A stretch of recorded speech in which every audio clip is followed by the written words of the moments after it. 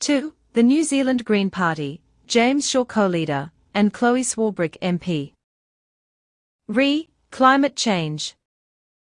Please stop deceiving the New Zealand public. You are doing untold emotional and mental health damage to Kiwis, especially the country's younger generations.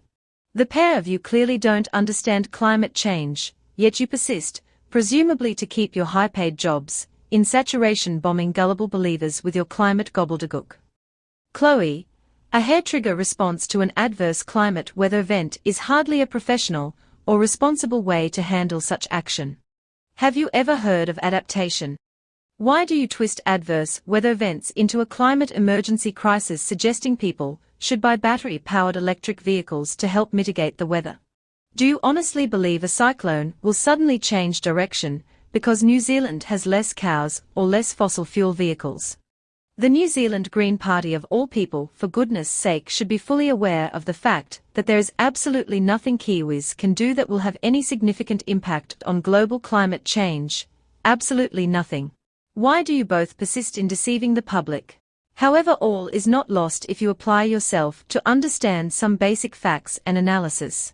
To help you in this regard, I have displayed a simple Excel spreadsheet after the following video, which if you take seriously, you, James Shaw, and the New Zealand Green Party will be able to meaningfully inform Kiwis of climate change truths. Why not justify your high salaries by getting out and about, discuss with informed academics and climate scientists, fill in the missing gaps, and make a decent climate change presentation to Parliament? Don't simply resort to hair-trigger responses.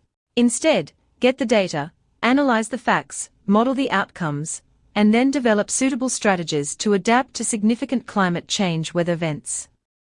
It's not difficult, even for a Green Party MP. Good luck. Vicky, on behalf of Whangarei Tim.